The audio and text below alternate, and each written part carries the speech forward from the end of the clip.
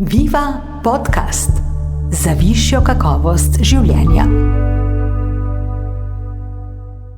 Ženskam pogosto rečejo, da pretiravajo, da je bolečina v glavi, da so lene, da potrebujejo psihologa, ne zdravnika. Medtem pa nekatere vsak mesec prestajajo bolečine primerljive s porodnimi krči. Tako kot Andreja Mavsar, ki v tokratnem podcastu spregovori o nepredstavljivem trpljenju, dolgi poti do diagnoze, obsežnih operacijah in posledicah endometrioze. Kaj o bolezni, ki prizadene vsaj 1 od 10 žensk, danes medicina ve in česa še vedno ne, pa razloži ginekologinja, izredna profesorica doktorica Helena Ban Frangeš. Najprej pa dajmo besedo Andreji.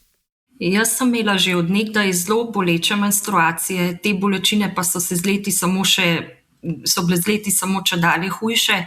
Zadnjih nekaj let pred diagnozo je bilo res groznih. Med krvavitvami sem imela občutek, kot da bi me v trebuhu nekdo zabadal, rezal z nožem, trgal tkiva. To so bili taki res ostri sunki, kot da bi me stresala elektrika. Najbrž je to težko razumeti nekomu, ki tega sam ni doživel. Tudi po vsaki menstruaciji sem imela še zelo dolgo časa razboleno celotno trebušno votlino, bolele so me mišice, ker sem jih med krči tako stiskala, bila sem čisto izčrpana. V bistvu sem bila brez bolečin samo približno, slaba 2 tedna na mesec in potem se je začelo vse znova.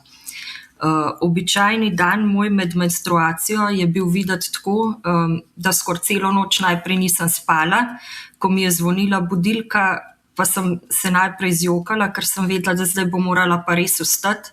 Na prazen želodec sem pojedla 2 protibolečinski tableti, ki itak nista delovali. Kar nekaj minut je potem trajalo, da sem se nekako vzravnala in potem sem nekako preživela oziroma boljše rečem preživotarila dan, seveda ob številnih protibolečinskih tabletah.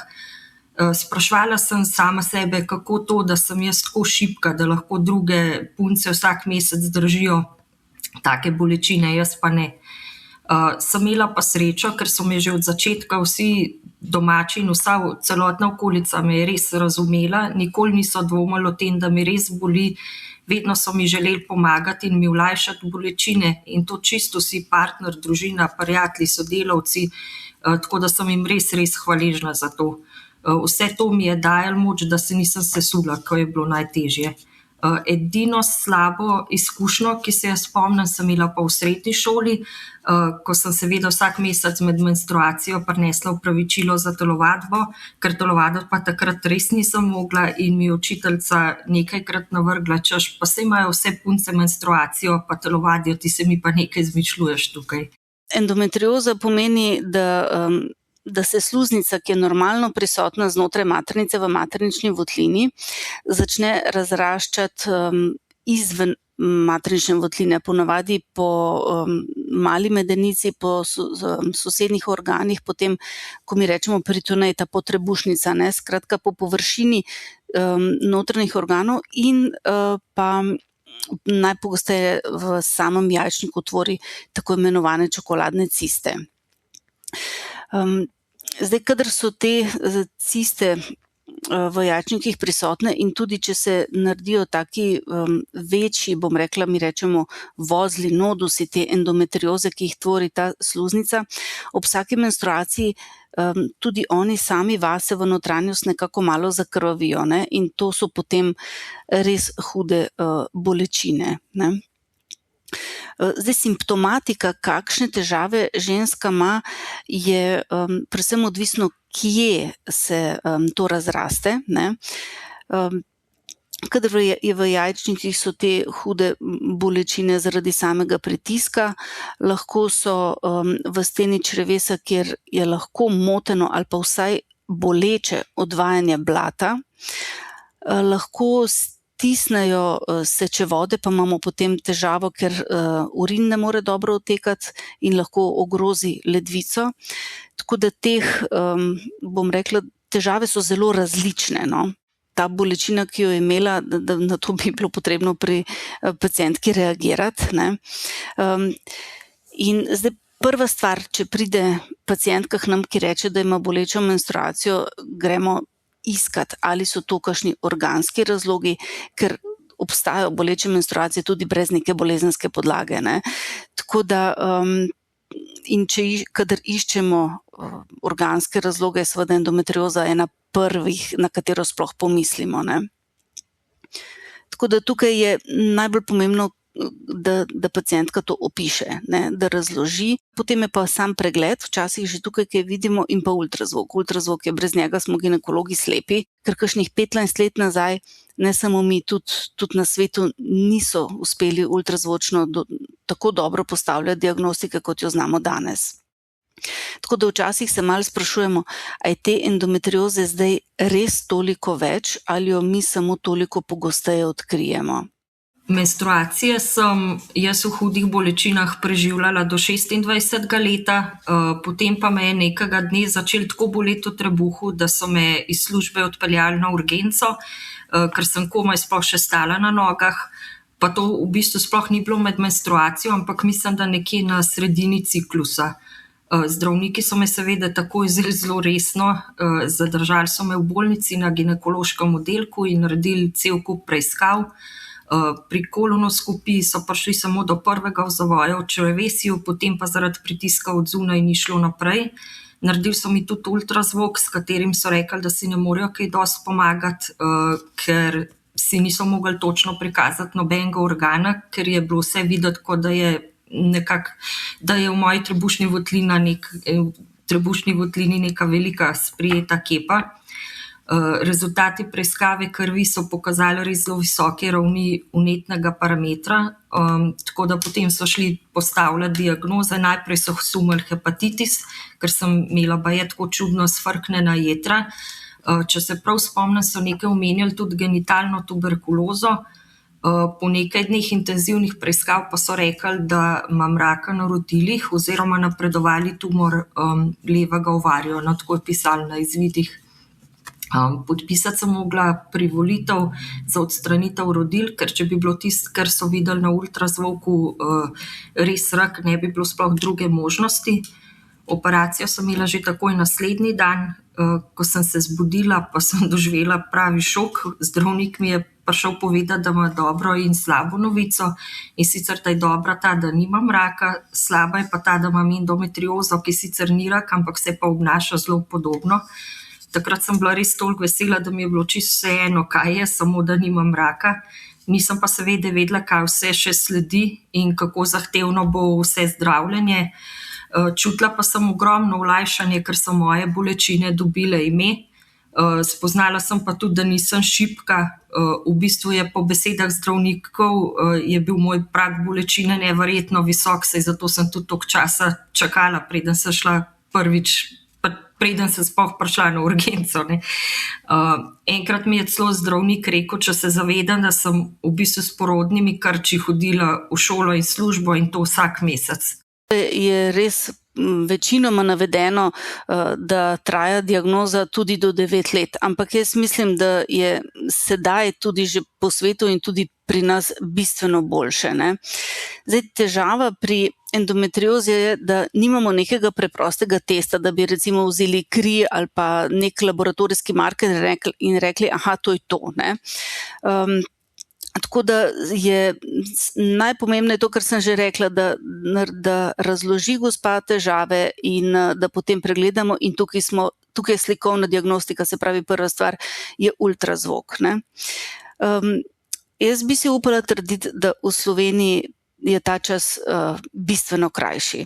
Namreč en od ključnih razlogov je to, da imamo na ginekološki kliniki v Ljubljani že več kot 13 let dnevni center za endometriozo in pravzaprav je dovolj, da izbrani ginekolog samo pomisli na to in tudi, če ni siguren, nam gospo napoti. Pa bomo potem mi postavljali diagnozo dalje in se razmišljali, a je ali ni, ne, tako da ima saj neko pot kamor lahko napoti. In druga dobra stvar je, saj za nekaj, ker smo majhna država, se pravi, informacije dokaj hitro potujejo, ginekologov nas je nekaj čez 300, tako da vedo in reagirajo ustrezno, ne. Morate še to razumeti, da recimo v tujini ženske sploh nimajo nujno izbranih ginekologov, tako da to je ena velika prednost našega sistema, ker če greš pa splošnemu zdravniku, ki mora imeti pa še toliko širši spekter diagnoz v glavi, razlagati svoje težave, bo pa še toliko kasneje pomislil na endometriozo. Bolj kot je bolezen razširjena, ne, lažje jo pač, bom rekla, diagnosticiraš. Najbolj enostavno, bom rekla, za diagnostiko je, kadar so endometriomi na jajčnikih, ne, ker to je ultrazvočno, to bo vsak ginekolog tudi prepoznal, ne. Bistveno težje pa je, kadar je na drugih, ne, bom rekla, črevo, ne, tako kot je imela Andreja, ne, to je težje videti, dela pa res hude nepojasnjene bolečine, ne, če tega ne prepoznaš. Redko se poslužujemo recimo še kakšne magnetne resonance, ker do zdaj, koliko smo ugotovili, pravzaprav že z ultrazvokom se dovolj dobro znajdemo, ne. Včasih pa seveda, da tudi, ja. Če bolnica razlaga dejansko, da ima te težave in mi ne vidimo nič, se odločimo pa tako, včasih poskusimo najprej z medikamentoznim zdravljenjem, ker če s tem rešimo težave, potem je to za nekaj časa sprejemljivo in v redu. Če pa nič ne pogruntamo, naredimo pa diagnostično laparoskopijo, ne? To je pa potem tisti zadnji moment, ki pač greš v invazivno diagnostiko, da si pojasniš stanje, če ga na noben drug način ne moreš. Moje zdravljenje se je začelo z operacijami. Prva moja operacija je bila laparoskopska. Takrat so mi izčrpali skoraj 3 litre ascitesa in ugotovili so tudi, da mi je endometrioza tako prizadela vse trebušne oziroma vse organe v trebušni votlini in jih vse zlepla med sabo, da bojo za naslednje operacije potrebovali celo ekipo, se pravi ginekologa, urologa in abdominalnega kirurga. Potem sta v dobrem mesecu sledili še 2 obsežni klasični operaciji, ena je trajala več kot 6 ur. Pri prvi so mi odstranili vsa žarišča endometrioze na maternici, jajčnikih, na jajcevodih, pa 12 cm ukleščenega črevesja in slepič. Pri drugi so se pa lotili endometrioze na ledvici, pa na ledvicah pa na mehurju in mi naredili reimplantacijo levega sečevoda. Zaradi težkega stanja so mi povedali, da naravna zanositev ne bo pri meni mogoča in da naj se čim prej odločim za umetno oploditev, če bi rada imela otroka. In tako sem najprej pač prejemala zdravilo proti endometriozi, pred IVF postopki, za katere sva se s partnerjem odločila, pa sem prejemala zdravila za stimulacijo jajčnikov. Zdravnikom sem med vsem zdravljenjem 100% zaupala, ker na srečo nisem nikoli sploh imela vzroka, da jim ne bi. Z vsemi, ki so me zdravili, do zdaj sem bila res zadovoljna, bili so topli, človeški, vse so mi lepo razložili, kar me je zanimalo. Med zdravljenjem me tudi ni nič skrbel, ker na srečo nisem imela nobenih stranskih učinkov jemanja zdravil, pa tudi po vsaki operaciji se je stanje in počutje zelo izboljšalo. No, v naslednjih letih so pol sledile še 3 operacije, ker mi je endometrioza ponovno izbruhnila. Odstranili so mi endometriozo popka, vstavili so mi cevko oziroma splint po levi strani od mehurja do ledvice, ker mi je endometrioza stisnila tudi sečevod in opravili so še histeroskopijo za odstranitev pregrade na maternici. In takrat so ugotovili, da imam poleg endometrioze pa še adenomiozo. Ja, adenomiozo včasih imenujemo tudi sestrična endometrioze, ne, gre za eno, bom rekla, podvrsto recimo, ne. To je stanje, kjer se sluznica maternice začne vraščati v samo mišično steno maternice. To seveda pomeni, da so ti menstrualni krči pogosto še bistveno bolj boleči. In tudi te menstrualne krvavitve znajo biti močnejše in pa, bom rekla, dlje trajati oziroma jih je tudi za zdravili včasih težje obvladati, ne. Zdaj, endometrioze in pa tudi adenomioze, bom rekla, mi ne moramo dokončno, bom rekla, pozdraviti. Gre za nek potencial tkiva, ki ga posamezna ženska ima. Naša naloga oziroma to, kar mi lahko naredimo, je, da jo poskušamo čim bolj nekako uravnavati, ne. Zdaj tukaj pristopa sta recimo, oziroma bom rekla, so trije, ne.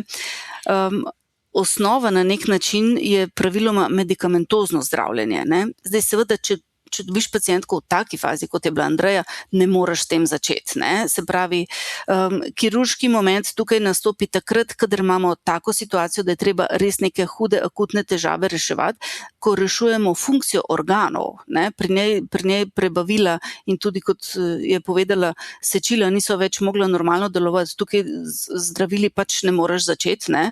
Se pravi, je treba čist, bom rekla, tehnično, ne, stvari reši, da lahko delujejo. Potem je pa medikamentozno zdravljenje pa namenjeno temu, da zmanjšuje ta potencial tkiva, da bo endometriozo še naprej razvijal, ne.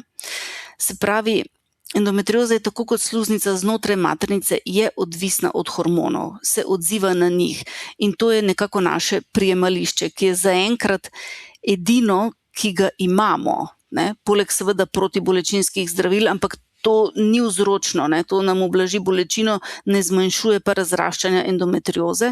Dočim ostala ta medikamentozna terapija, ki je praviloma hormonska seveda, ne, pa nekako ustavlja, bom rekla, razraščanje in razvoj endometrioze. Tako da s temi dvemi stvarmi kombiniramo. Zdaj, hormonsko zdravljenje, ki je medikamentozno, ne, je hkrati vedno tudi kontracepcija.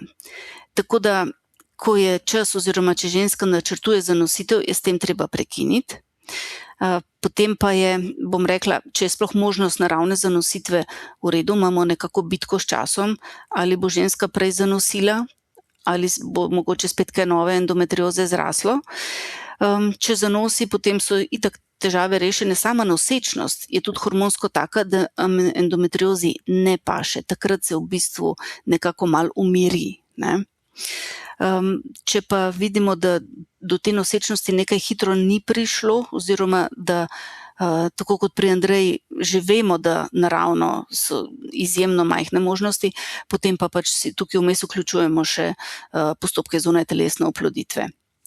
Tista tretja stvar, ki sem jo omenila, ko sem rekla, da imamo 3, so pa pač razne druge, bom rekla, podporne oblike zdravljenja, kot so protibolečinske, kot je kakšna fizioterapija, ki včasih malo lajša življenje.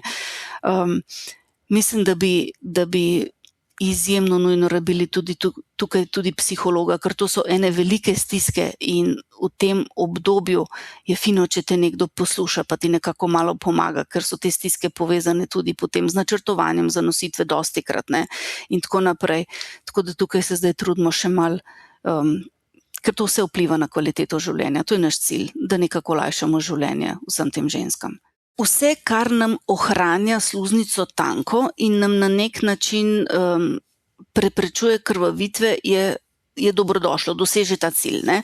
Zdaj, tukaj imamo lahko ali čisto običajne kontracepcijske tabletke, ki so načeloma kombinirane, malo estrogena in malo gestagenov noter, in to ohranja sluznico tanko, in tudi če jih pacientka jemlje tako kot običajno, ne, da se recimo jemlje 3 tedne, pa vmes ima tiste prekinitvene pač krvavitve, že s tem se precej izboljša stanje. Včasih se pri endometriozi odločimo za neprekinjeno zdravljenje z gestageni.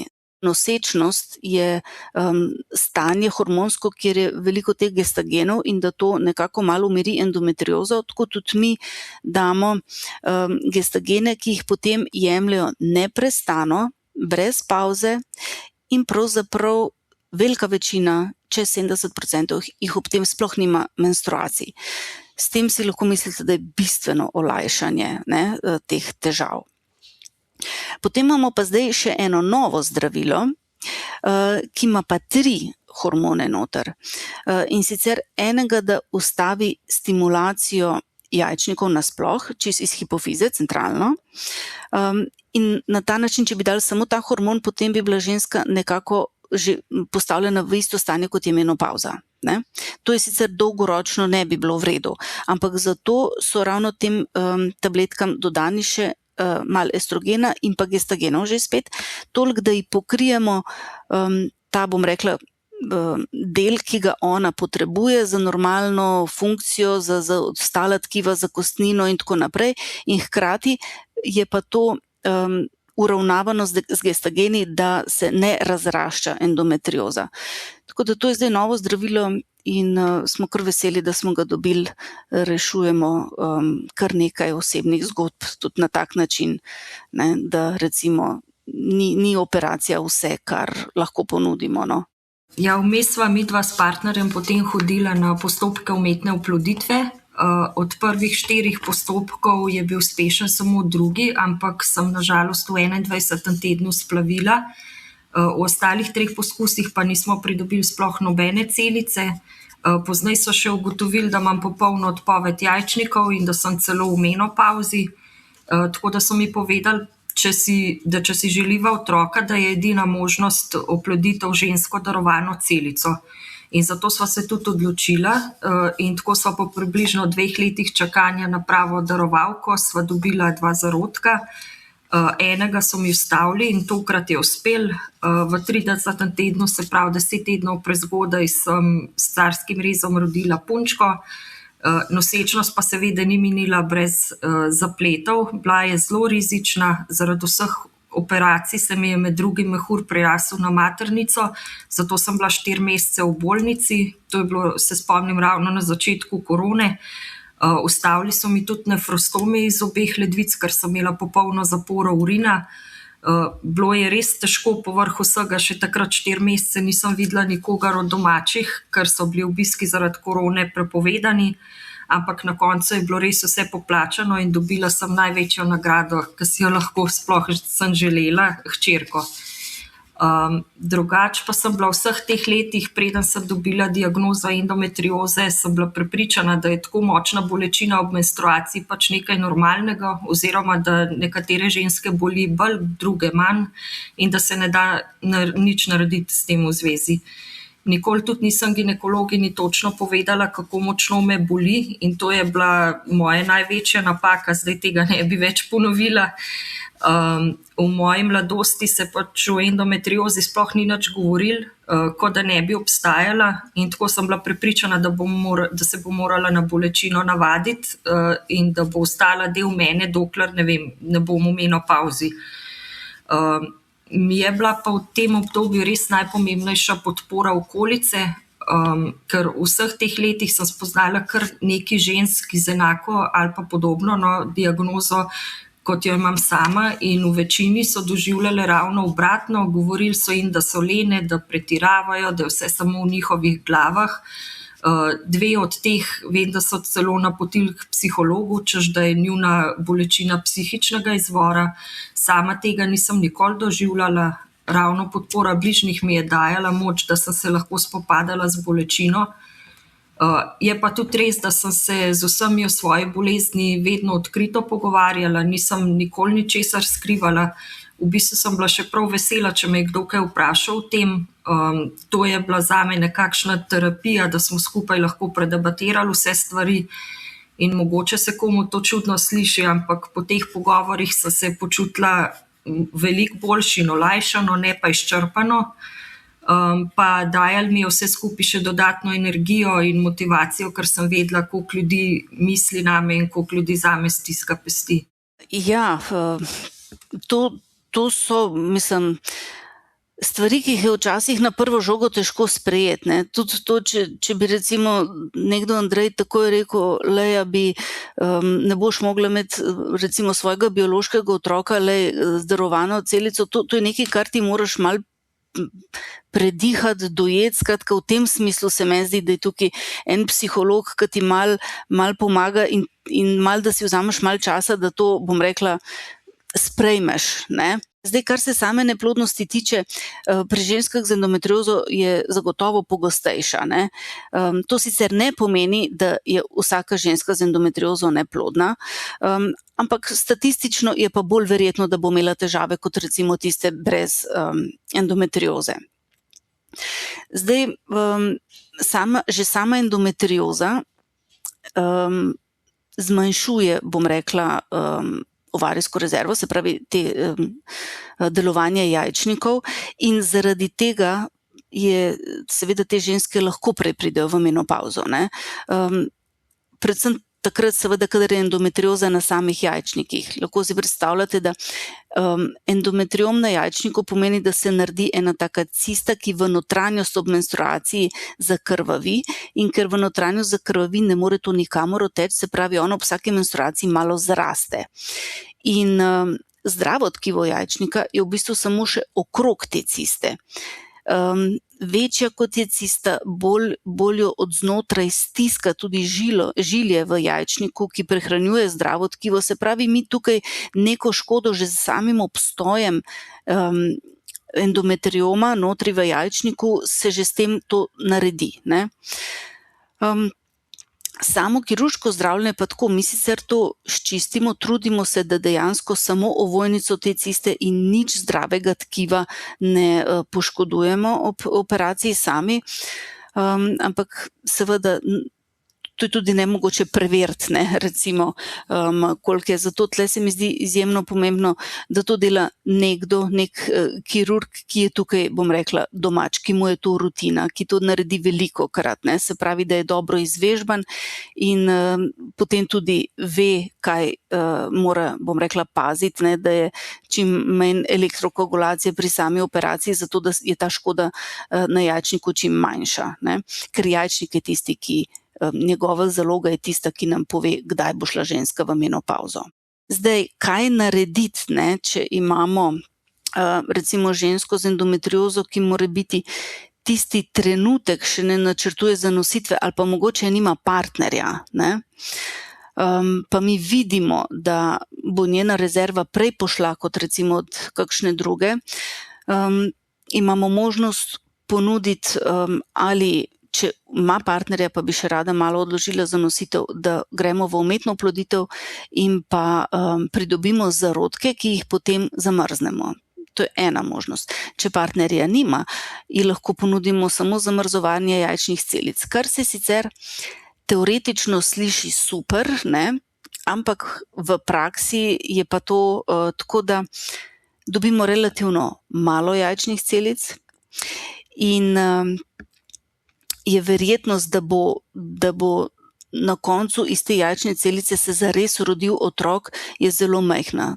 Ja, endometrioza mi zdaj zaenkrat vse od nosečnosti miruje, bolečin skoraj nimam nič več, občasno mi sicer malo bolijo jajčniki oziroma medenica, predvsem če si recimo dalj časa sklanjam ali pa čepim ali pa po kakšni hitri hoji, ampak to ni čist nič v primerjavi s tem, kaj je bilo včasih. Ker sem v menopavzi tudi nimam menstruacij, krvavim samo občasno, ko se mi malo prebudi levi jajčnik, ampak seveda ne v tej meri, da bi bili v njem folikli. Paziti moram pa edino na prebavo, ker če tega nimam urejenega in če sem zaprta, pa je to lahko zaradi vseh brazgotin zelo boleče.